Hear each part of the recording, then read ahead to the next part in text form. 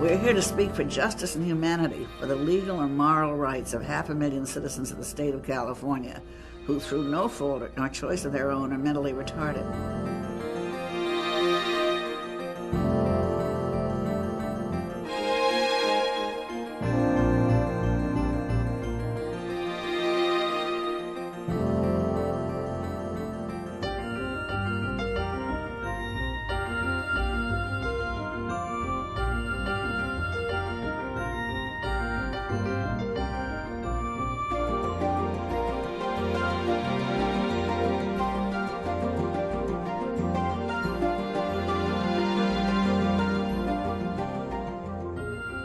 For a parent of a retarded child, there was only two options.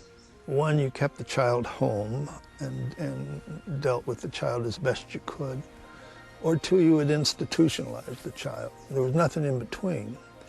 And as a practical matter, that pretty well meant that you institutionalized your child. I really can't imagine to think that there was a time that there wasn't a support system in place and that people had the option of an institution or kind of go home and fend for yourself. When we started, California was at a crossroads.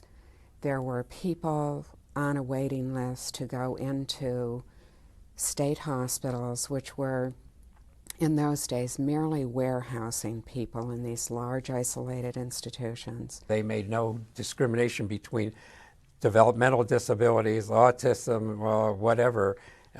They all went into the same black hole. My options, if I were a consumer, were pretty limited in 1965.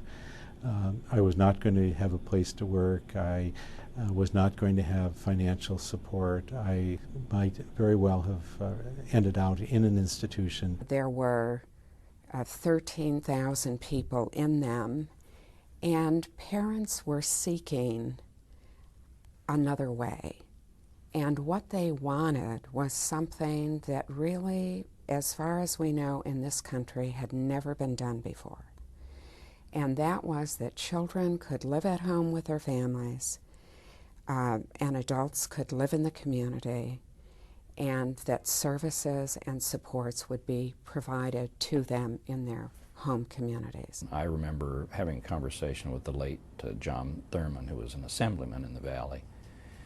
And he said, well, you know, we voted for that Lanterman Act because I don't have time to talk to those mothers anymore.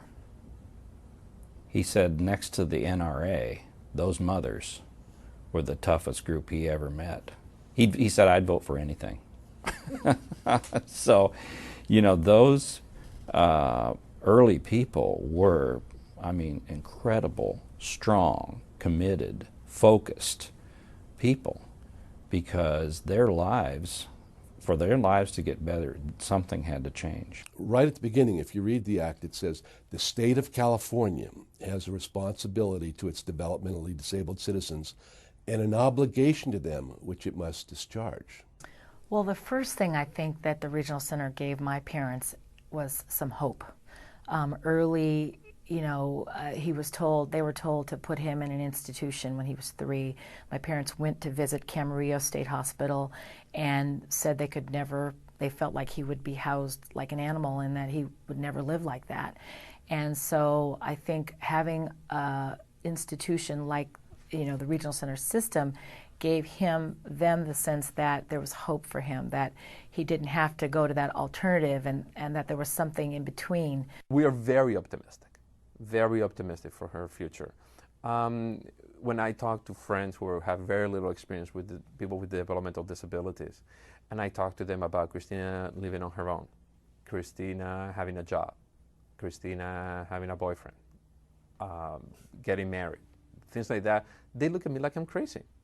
And I don't blame them, because the memories of 30 years ago, 40 years ago, with people in institutions being hosed down twice a week, you know, walking the entire day in diapers at 40, are still vivid.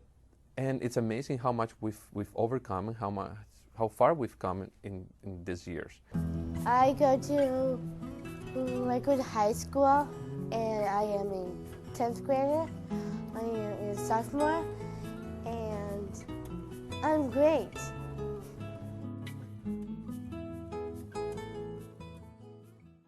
Years ago, the kids were very segregated, very isolated, and not getting any services. They were basically warehoused.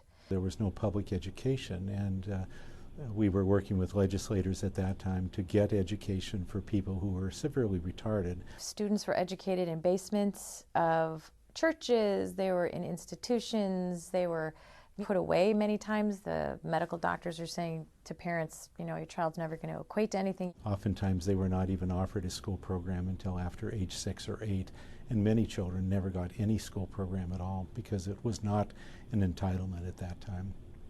I taught in private school. There was a kind of a cottage industry in teaching kids because schools were allowed to exclude children. If they felt that they were going to be difficult to deal with, they could say, well, you're excluded. That left families on their own. What they then called the Education for All Handicapped Act, Public Law 94-142. We now refer to that as IDEA, the Individuals with Disabilities Education Act, because it's been modified so many times. But basically it says that school is an entitlement for all children, not just typically developing children, but children with disabilities as well. We used to work with the families and with the schools, and we promoted what we called mainstreaming then, so that our clients could be in the most normal situation possible, be in the least restrictive setting possible. I think inclusion is a great idea. I also am a true believer that you need to have a continuum of support services for students because some students themselves don't want to be included. That doesn't mean you don't do that, but as students get older, you really have to listen to what they're saying and what they're advocating for themselves. I think inclusion is a wonderful idea. I think we've underestimated students with disabilities for a long time. The schools have really become very good and very creative about offering lots of opportunities to bring children together. And of course, there's actually in classes where children with special needs are included with their normal peers in the same classroom all day long. So it's up to us to figure out how to make your school and your education meaningful. And it's not just about access, it's about acquisition. Because you can say access and equality is really the key. It's really about acquisition as well, because we know that we can push a kid into a classroom and say, okay, now they're included, they're there. But it's not just physically being there, it's what you do with that. And that piece is sometimes tricky, and that's where Harbor Regional has been able to come in and support at home or support us at school. The children that I know now that attend regular schools and interact with regular kids, we've seen them just do amazing things that we never thought that they were capable of. You know, even if you look at kids' assessments on No Child Left Behind, people are absolutely floored with what students have been able to show that they know and can do, irrespective of what disability they have. I mean, we never would have thought years ago that our clients would actually be going to college. And they do, and we have clients who've graduated from college. The regional centers are really there to advocate for kids and families.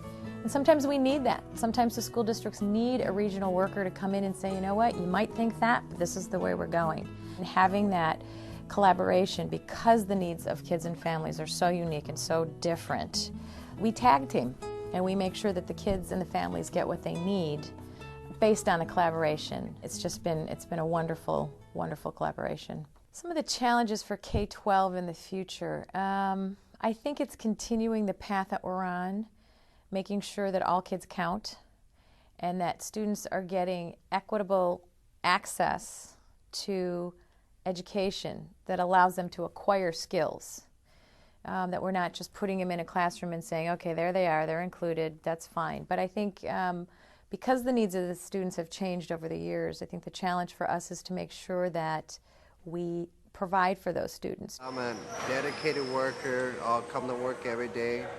If you hire me, you'll love having me here because I will show you how much work I can do.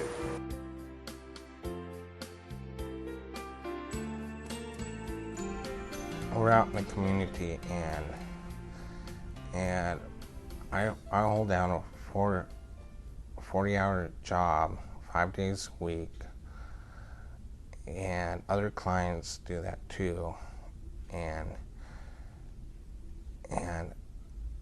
we're just out there, and we like to have chances. They were mostly segregated settings. By that I mean only disabled people worked there, and they would be on these assembly lines, and they would do mostly packaging kinds of work, and they were paid, but usually it was very sub-minimum wage.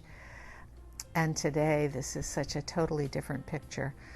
We need more employers and we need more jobs, but we have people who are in competitive work. Well, certainly the regional center support structures and the vendors that they purchase for their clients have allowed them to go out into the community, work in the community.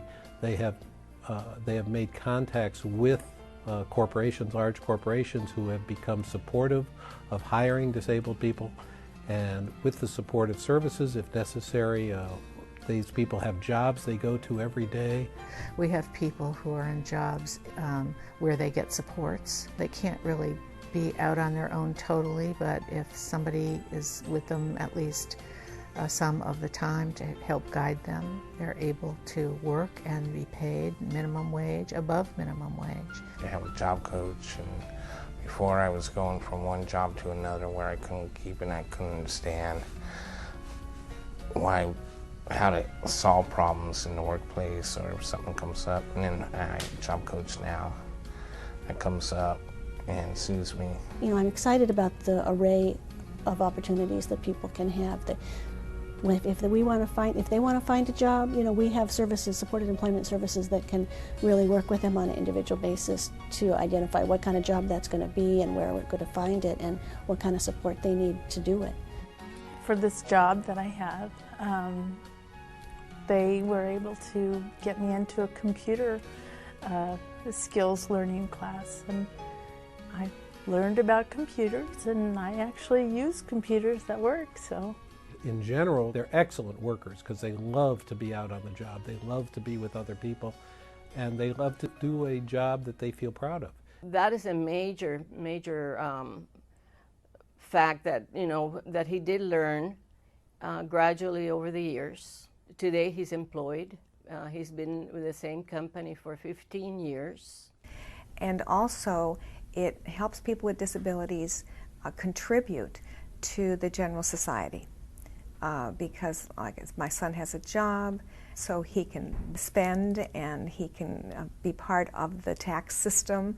So I think that people need to look at that and know that they're not just a drain on society, that they are contributing to society economically and socially. We've made remarkable progress in the area of employment over these 40 years. My dream was always living in the house, and I got that dream.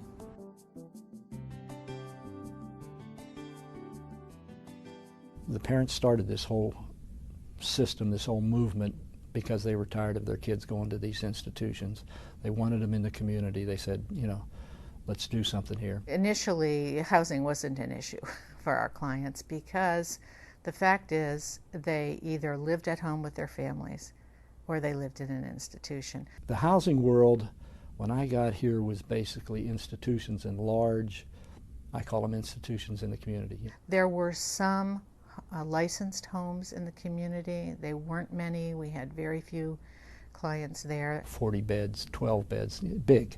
Virtually none of our clients lived in what we now refer to as independent living or supported living, where they live in an apartment with supports as needed in order to be, you know, as independent as possible.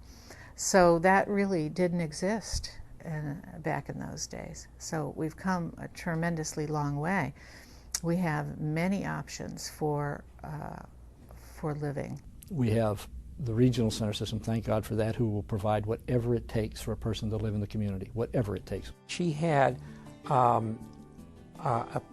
program where they had several people that would come during the course of the week and they would help her with her food and take her shopping and all the various kinds of things, but still she had her privacy, her own place. She could do what she wanted. The fact that now that regional centers are assisting to help fund a program for people to live independently in a home, that client wouldn't be able to do that and the family wouldn't have the resources either. And this allows them to get up in their own home in the morning and have what we take for granted. It's wonderful. It's a wonderful program. If you have a key to your front door like you and I do, that's our house, right? That's where we live. We're in charge. Some of them need just very little support, somebody to stop by once a week and make sure they're doing okay, but this was a service option that wasn't available at all 40 years ago. Now we have more difficulty. We have new problems that have arisen, and that has to do with the cost of housing. So affordable housing for those that can live on their own. Of course, our clients very often have very limited income. They need affordable housing, and there's not a lot of affordable housing out there. So this is our big challenge for the future. I really see dealing with the issue of housing that is affordable for our clients. She is Josephine. I haven't met Josephine.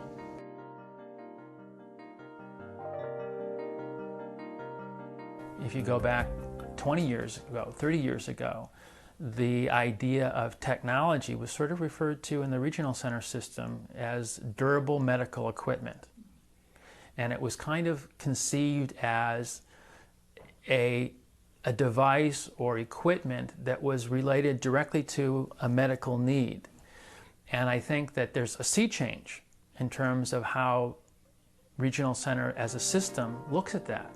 When you're talking about, again, people that have developmental disabilities and families, I think that you're talking about communication, and you just alluded to it in terms of communication devices.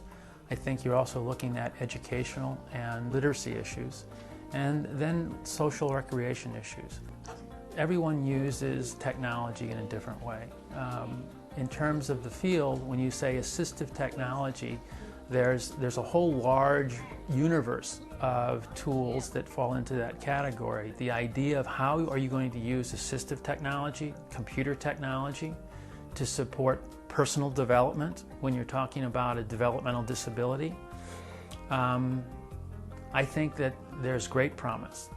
People who didn't have a way of communicating, for example, and only 40 years ago, less than 40, 30 years ago, 20 years ago, we had people who didn't have a way of communicating, or it was very low technology, like using alphabet boards or picture communication. But today we have computers that can speak for people who can't speak for themselves. I've seen people who had, significant social challenges in terms of being able to interact with someone face to face, who really ultimately were isolated on some level because their ability to communicate was challenged. And I can point to people now who use internet, and if you talk to them, they literally articulate for you that they're in India, they're in Europe, they're in South America, and they're in chat rooms, and they're actually integrating and talking to people. Our clients have a huge amount of freedom that they never had, and we never dreamt of even just when we first got started. It's only going to get, I think, more and more encouraging in terms of how this is all going to play out. I mean, for me at least, and I think for families and for everyone, the frustrating part of all this is that technology is so dynamic that it's changing as we speak, that it's a little intimidating for families to sort of, both on a practical level, but also on a financial level, to decide which tools to pick. And I think, again, that goes to the responsibility and the role of a regional center system, where what you can actually do is to have some opportunity for somebody to get some information and maybe some hands-on experience before you're even at a place where you're deciding what you might need to purchase. And I think that's, in the future, what I see as a huge challenge, and as a real role that the regional center can play, is just to sort of help families be better informed in terms of what's out there and how to apply it in terms of a goal.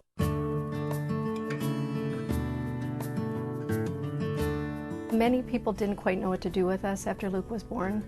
And suddenly, through the regional center, we had this network of support and a network of peers that we didn't have before. And I think having a child with a disability or with disabilities can be so profoundly isolating. If you were someone with a developmental disability in the 40s or 1950s or even the 1960s, you had very few choices. We had like our own little ecosystem of community providers that were solely dedicated to serving people with developmental disabilities, and regional centers which were solely dedicated to serving individuals with developmental disabilities.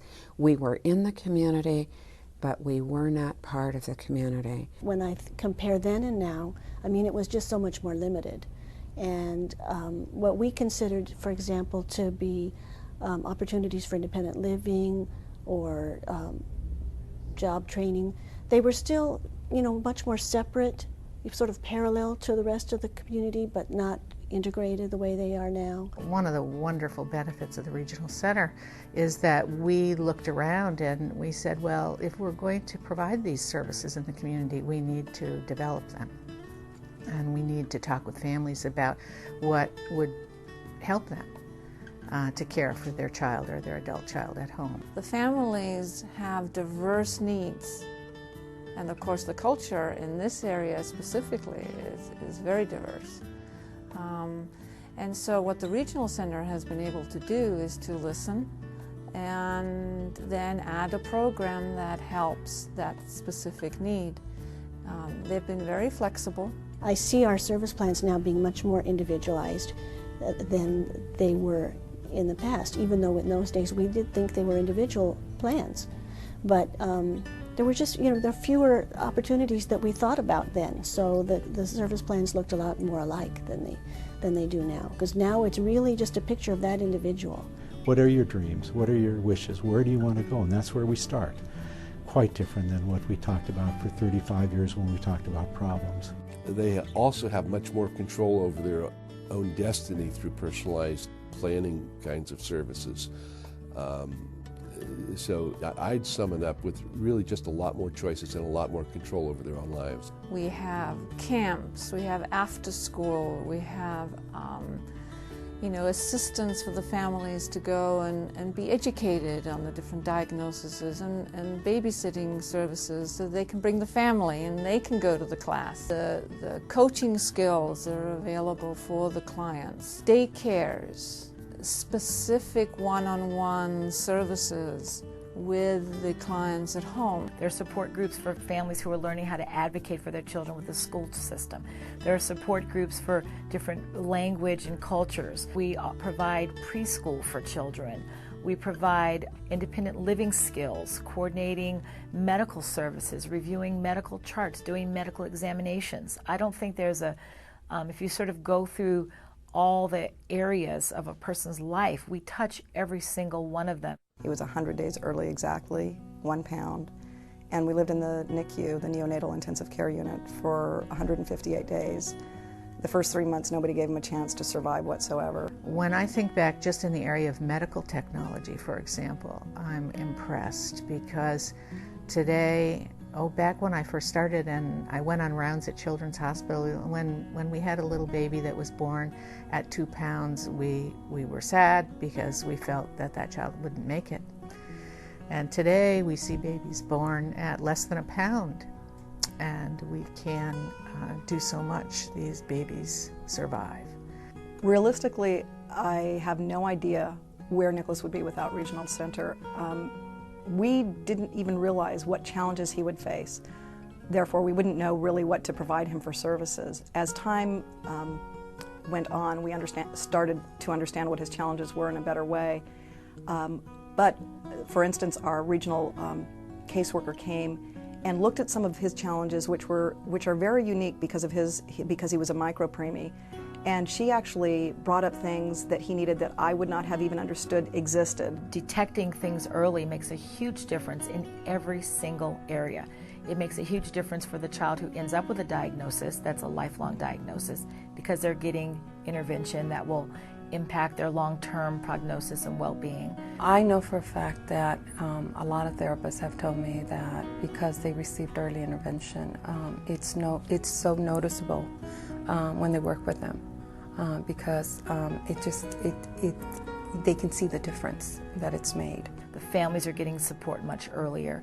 It's also helpful for the child, and this is the one I love to see, the one who does have a delay of some sort early on, but it's a minor delay. It's one that can be intervened upon and helped, and the child goes on and is no longer part of our system. I basically help the other consumers or clients. I help them speak out for themselves, speak up for themselves, and speak up for their health, their well-being. I want them to have just a good experience as I did, if not better. I think the thing that was different within the regional center system was not only coming up with diagnoses and making recommendations, but more important than anything else is being there as advocates. And I think that's this thing that we have achieved within our system. A lot of clients, they don't know how to speak up for themselves. You know, I guess they're afraid to speak up because if they do, they might be like, oh, I shouldn't do that, I should be quiet. And it's empowering individuals, empowering families to get access to services. As we've evolved as a system, what's really changed is that now it's at the individual is at the heart of the decision making. With person-centered planning, they make the decisions about who's going to serve them and in what way. I do speak out for the other clients here that really can't, you know, and that's why everybody likes me out on the board, because I do speak out if there's an issue that comes up and I don't like, and I let them know. I live by myself right now, and I pay my own bills, pay my own expenses, I buy my own groceries, everything that an individual person does out in the world, that's what I do. We like to be equal with everybody on the job, or be when we go into restaurants or go into department stores, have a walker or in a wheelchair, or if we have problems speaking,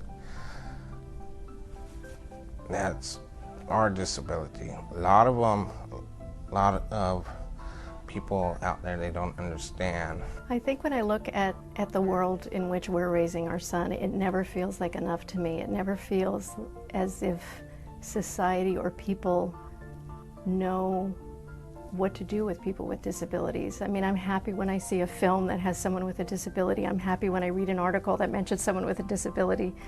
But I feel like we have so much further to go as a society and just as people to accept people that are different. And to me, it's just another form of diversity. The thing that people value the most from what they've told us, both adults with developmental disabilities and families with children, and they find the least of, is understanding, acceptance, inclusion in the community.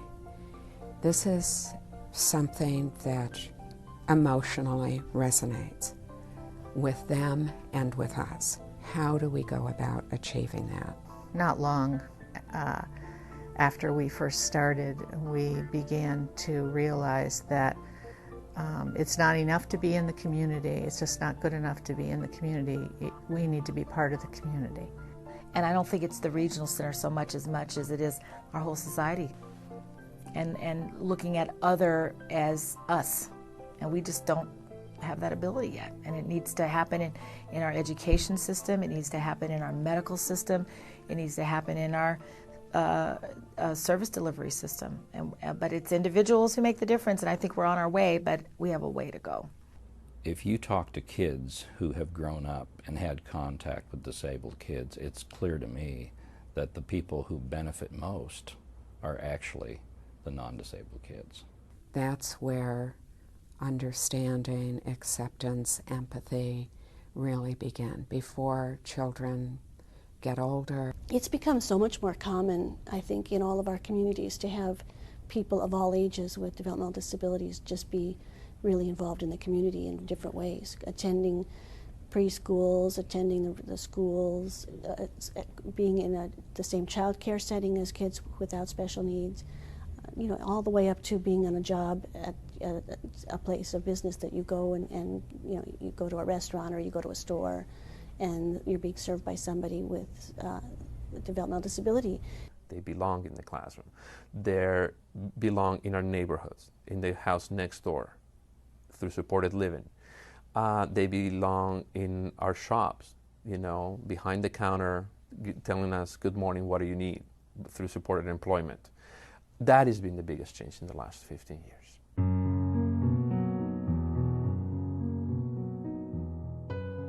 I think turning 40 is a big milestone, whether you're an individual, whether you're an organization or a system like the regional center system. And I think if you're thoughtful at all, and I like to think of us as a thoughtful service system, then you need to stop and take stock. Where's this thing going? This is a $3.2 billion ship. This thing is huge. One of the things that really concerns me, it's not simply a challenge, but I worry about it a lot, is whether or not this incredible system that we have developed that has admirably served so many hundreds of thousands of people over the years is actually sustainable into the future. We need to get a rudder and we need to say we're going wherever we're going and then put it together and make sure our maps say, yep, this is the right way and here's how we're going to get there. And it's up to us, the present leaders, to do that. In every area, I think I see challenges for the future. We're not finished. The micromanagement of the whole regional center system by government has turned them away from the community-based service that they used to be. That allowed them to focus on their community and the special needs of the individual communities of the individual regional centers. So we need to get rid of some of these constraints and some of these rigid rules and regulations that we live by. I see as a real challenge term limits in the legislature. We aren't having any more Frank Lantermans who stay there for 28 years and really shepherd this system. With high turnover, we've got to continually go out and meet those new legislators and educate them about the needs of persons in the developmental services field. The parents, I think, have lost control of our system. That's the one thing they don't realize. The families, unfortunately, today have not had to fight for the services. It's like plugging in a lamp, and all of a sudden everything is there. The services are there, and so it's more difficult to get people to serve on boards and on committees because it's like, well, it's all there. Why do I have to fight for it?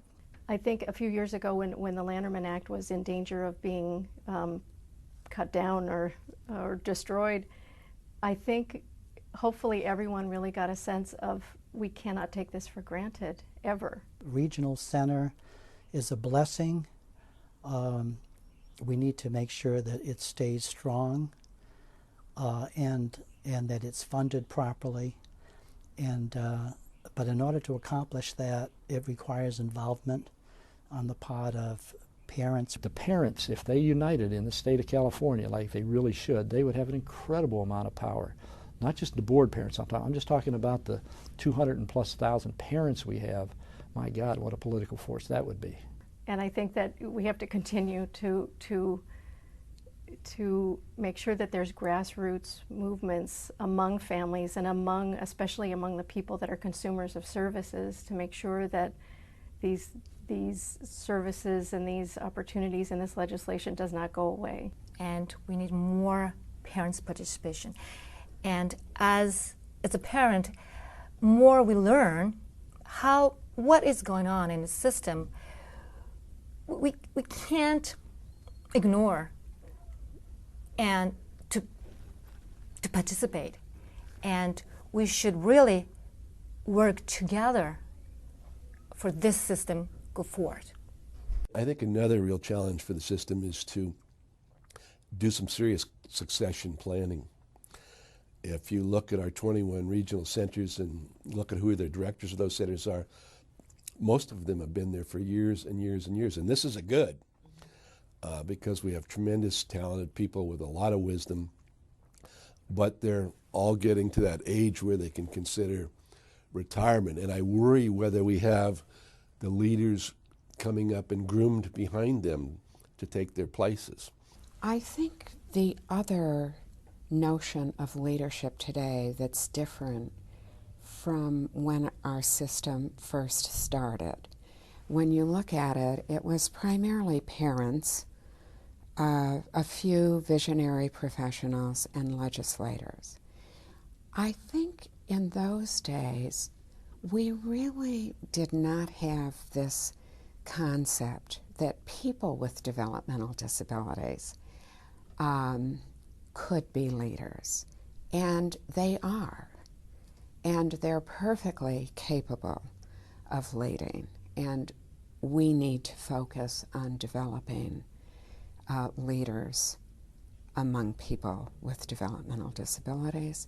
And I think the other thing that we've come to in recognizing that is critical if we are going to maintain the local control and the local commitment to this community-based program is we need to develop leaders in the community.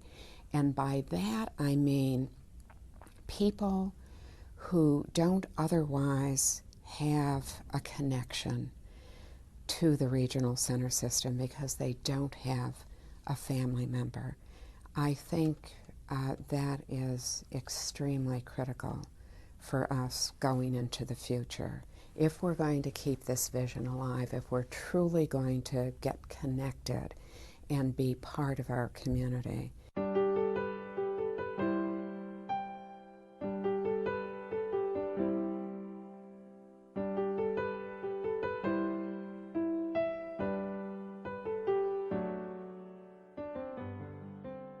This system, the regional center system here, is the best of any I've ever experienced in the country. And I've got relatives that have problems in other states, and to see them fight for services for their youngsters when we can almost just walk in the door and they're available. The regional center was a brilliant concept when it was conceived, and I think it continues to be a truly extraordinary concept. I see it as being effective today as it was when it was conceived 40 years ago. There are almost unlimited opportunities for persons with developmental disabilities, and we shouldn't put up any barriers by our own goals that are set too low. We need to keep raising that bar. And if you dream and you have visions for the future and you just give people opportunities, people just rise to the occasion. We're really part of this vibrant, very generous community, which I cannot imagine my life without these people. I want to say thank you so much, Regional Center. You have truly, helped my son be put in a level playing field, and you have truly helped our family integrate. My daughter, Erica, is 19 years old now, so I hope that she would be able to work and live a very happy life. When I got the diagnosis, I felt so alone. But then when I came to the regional center, I felt like there was a place I belonged, and I was no longer alone. I know that they wouldn't be the miracle that they are now if it hadn't been for the regional center. Regardless of the severity of the disability, there is a life out there for our children. They are very fulfilling lives, and they are very fulfilling for ourselves too. So it is going to be okay.